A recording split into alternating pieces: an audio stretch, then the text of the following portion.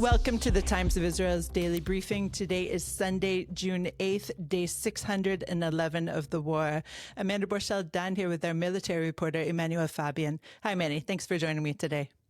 Hi, Amanda. After 4 soldiers were killed on Friday morning, we'll discuss what's happening on the ground in Gaza and the concept of the booby-trapped buildings and other mines that are laid out in wait for them. We'll also learn about IDF operations targeting the heads of the Mujahideen Brigades, the terror group that abducted and murdered several hostages, including Shiri Bibas and her 2 young sons. We'll also learn about recent efforts to recover the bodies of slain hostages from Gaza. All of this and more when we're back.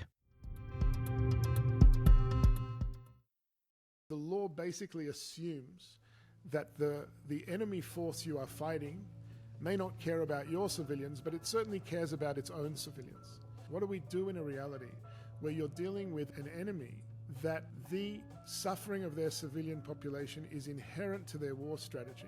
Now, that doesn't absolve us of our obligations. Hamas's inhumanity does not absolve us of the obligation for humanity.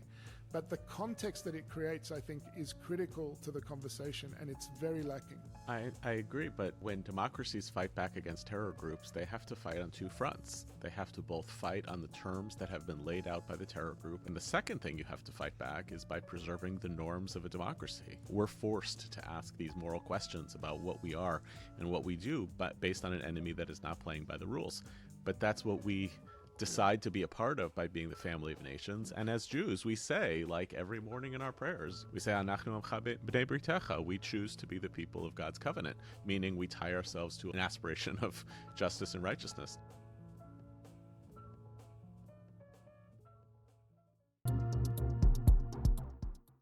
I'm Amanda Borschel-Dan here with our military reporter, Emanuel Fabian.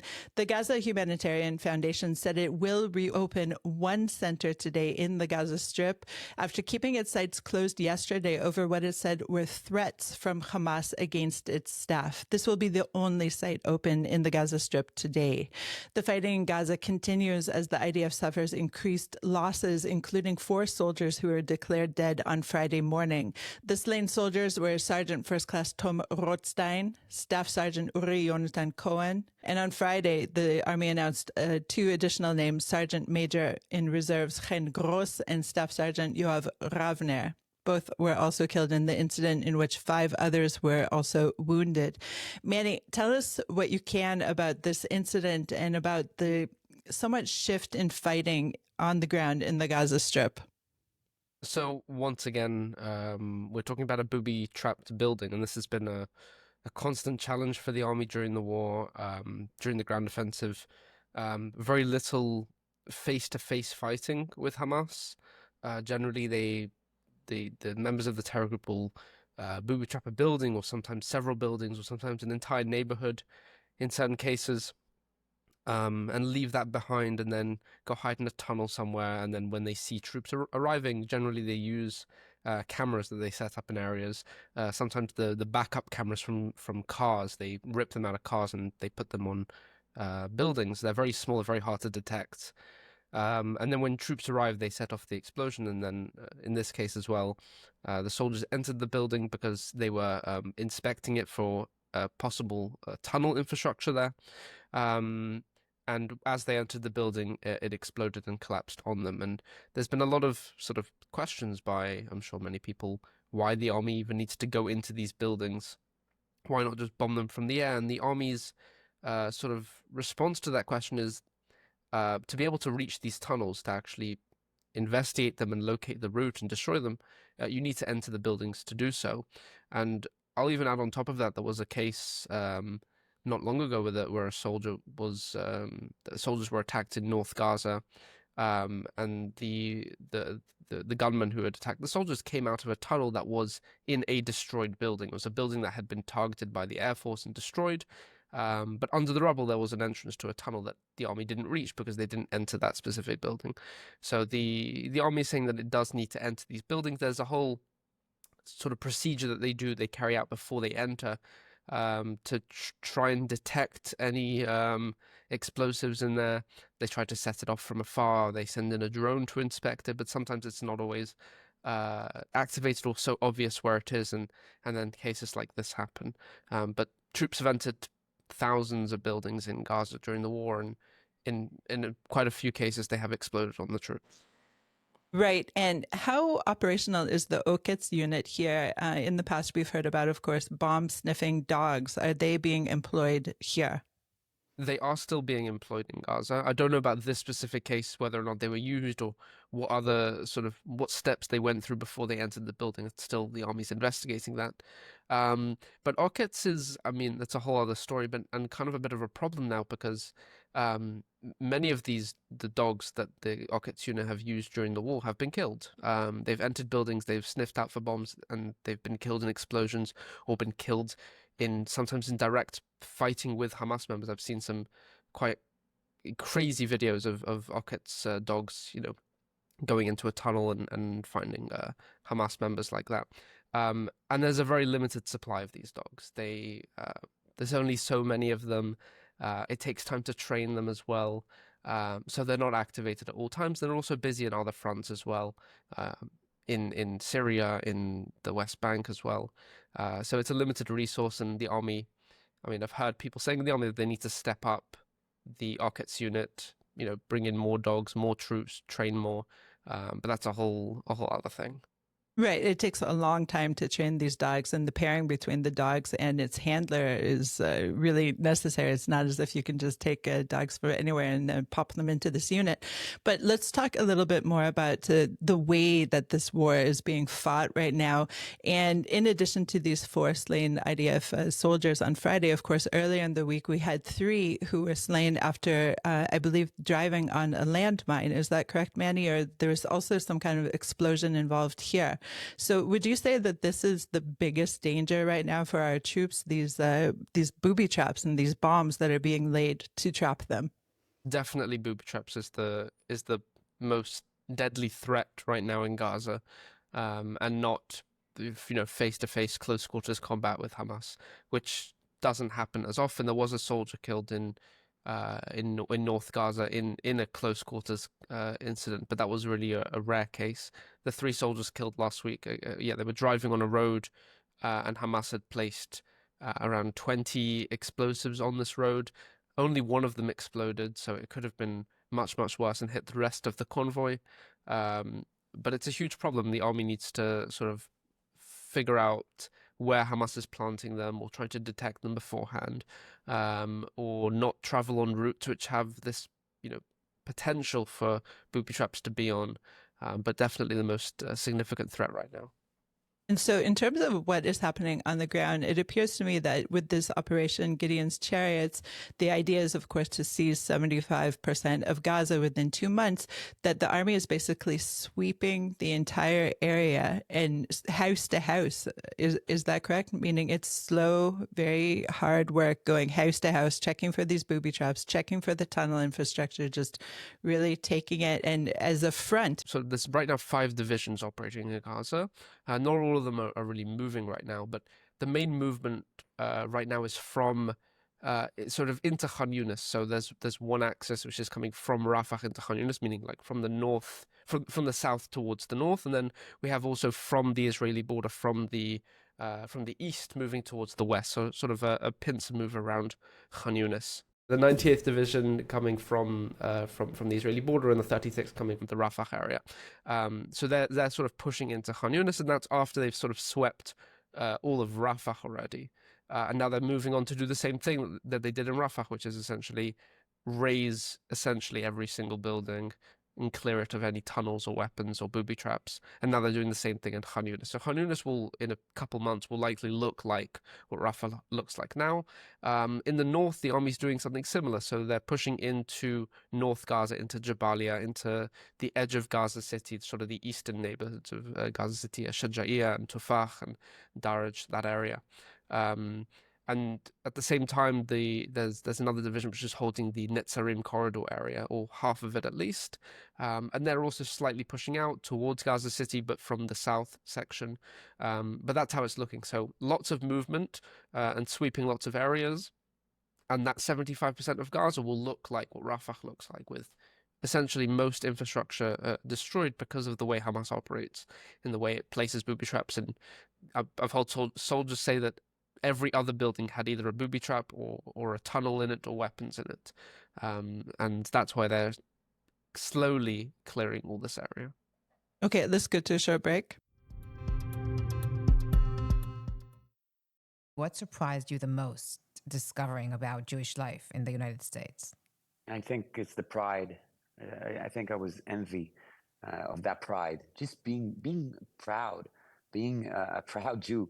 It's something that I never even contemplated. I was just an Israeli. I think the fact that, in Israel, we have all sort of sectors in society. You kind of grow up with your kind. I hate that. The fact that I don't know a lot about my Jewish life, and I need to go abroad just to understand that.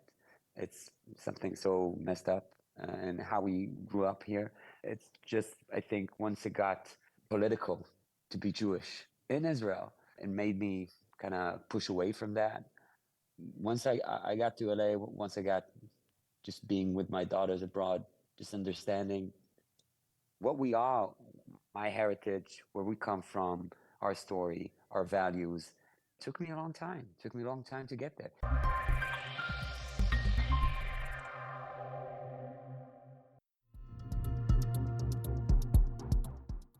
And we're back. I'm Amanda Borschel-Dan here with our military reporter, Emanuel Fabian. Yesterday, we learned that the leaders of the terror group, the smaller terror group that held the hostages, including Shiri Bibas, her young sons, Ariel and Kfir, that the leaders of this terror group were killed in Gaza City. Manny, what can you tell us, first of all, about this smaller terror group aligned with Hamas?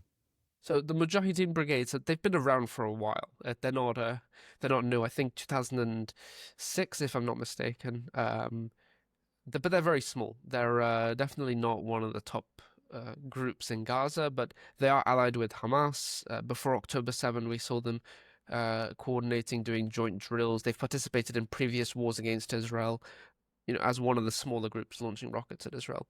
But they were involved in the October 7 onslaught, specifically at Nir Oz.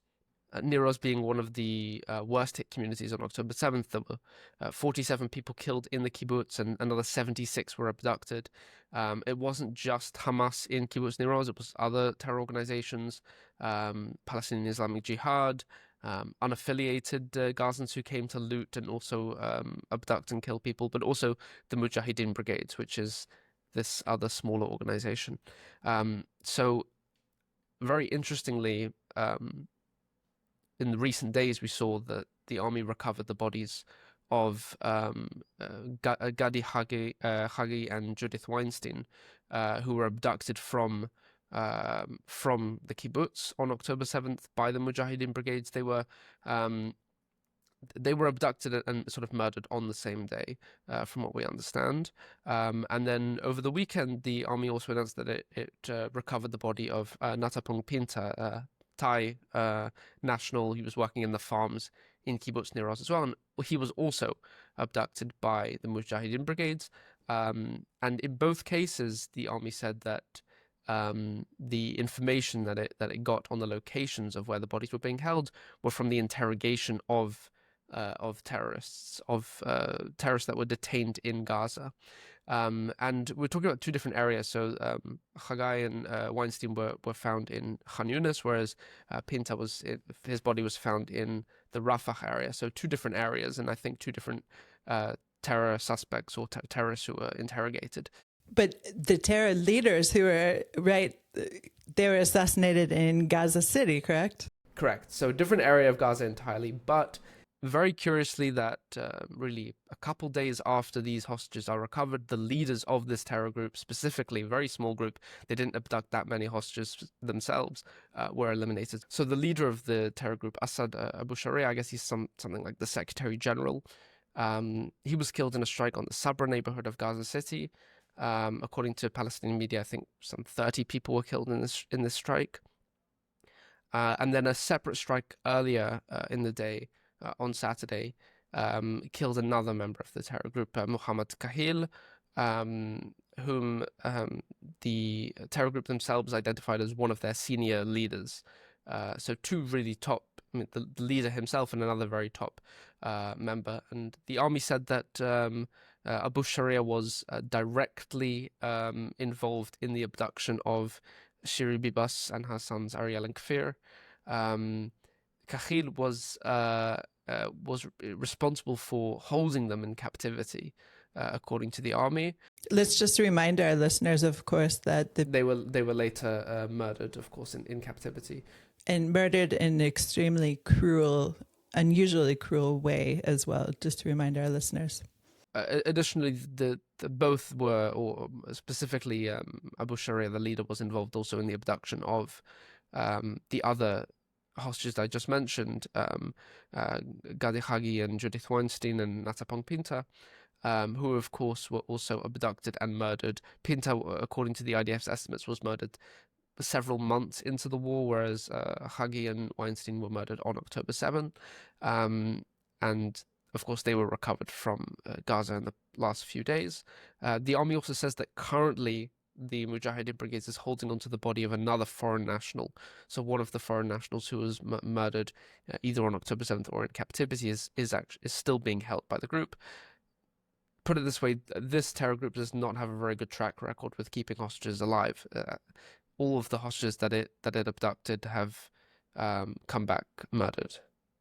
So last week, some figures came out about how many Gazans are being detained in Israel. And of course, we're also seeing here and there that some are being re-released into the Gaza Strip. This also does happen. And so what you're saying essentially is from the detainees, we learned the information that enabled the IDF to strike 3 different places in the Gaza Strip in order to both recover the bodies and assassinate the leaders of this terror group. Definitely regarding the locations of the bodies of the hostages. Regarding the strikes, I'm not sure. That's my assessment. That it just seems very, a good coincidence that it all happened within a few days. So it wouldn't surprise me if that was also the case. But definitely regarding the locations of the bodies, that was information obtained from the terrorists that the army detained in Gaza and handed over to the Shin Bet, and the Shin Bet interrogated them. And that led to the intelligence information that the army needed to reach the bodies. To close out with Manny, let's discuss this very high-profile flotilla that is about or imminently approaching the Gaza Strip. I believe it landed on the shores of Egypt, and the Israeli Navy is expected to do what? Create some kind of blockade? I'm talking, of course, about the ship that is carrying 12 activists, including the Swedish climate activist Greta Thunberg, a Brazilian activist, and the Irish Game of Thrones actor Liam Cunningham.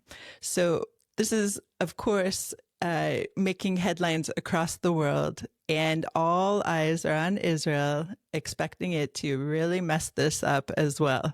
So, Manny, what do you know about the Navy's expected efforts to block this ship?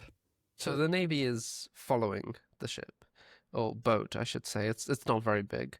It's not. I think we can.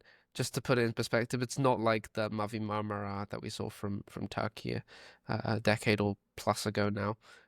It's a very small boat. It has all of 12 people on it. So it's not going to be a big drama like we saw previously, but the Navy is expected to block the ship from trying to reach Gaza. Its patrol boats will go out and intercept it. I don't think we're going to see clashes aboard the boat, really. We're not talking about violent activists here. We're talking about, Greta Thunberg, of course. But the Navy will block it, and there's still deliberations of what to do with it. So the boat may be towed to the Ashdod port, brought to Israel. They'll be detained there, and then they'll be deported afterwards, these activists.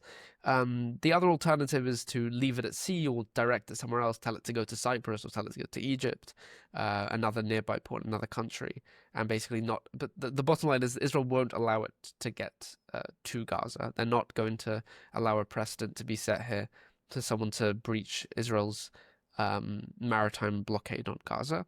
At its current pace, it looks like it'll get here maybe tomorrow, maybe the day after. They are traveling relatively slow. It's not So it's a small boat, so it's not a speedboat or anything like that. So they set out from Italy, I think, more than a week ago now. So it will get here within the next day or two. Will get close to Israel's waters, and then the Israeli Navy will be able to act. But they are following it, and it won't be allowed to reach Gaza. That's for certain. It is really a damned if you do, damned if you don't situation. And of course, the IDF cannot allow these civilians to enter the Gaza war zone. But of course, as I said, all eyes are on Israel. So regardless, we're in the wrong, it appears to me, in this situation, or we will be condemned. And you say that you don't expect struggles. I definitely expect struggles, and I expect that they're going to be live. There'll be a live feed of these struggles, in fact, going out. So is there any way that the IDF can really reduce any of the tensions? Because, as you said, it needs to redirect it or to take the people off the boat. What could the IDF do here? Yeah, it's a tricky situation, and of course, yeah, it'll be live streamed. That you can go on Twitter or on Instagram now, and you can see constant live footage from this boat. But I'm hopeful that the Navy's learned something from previous cases of trying to intercept these kind of boats. They'll be a bit more sensitive with it because of the sort of the whole international. Everyone's eyes are on this ship right now, and I'm hoping at least that it will be sort of calmly resolved, this incident. But like you said, you expect clashes. I don't expect clashes. I'm hopeful that this will be resolved relatively calmly, and the Navy will just tell it to go somewhere else, or the activists will be willing to leave their boat and be deported from Israel. But Manny, we have a Game of Thrones trained warrior on board, so who knows, right? So Manny, thank you so much for joining me today. Thank you. Thanks for listening to the Times of Israel's Daily Briefing. Please check out another installment tomorrow. This episode was produced by the Podwaves and video edited by Thomas Gersh. If you have any questions or comments about this or any other episode, please drop us an email to podcast@timesofisrael.com. Until tomorrow, shalom.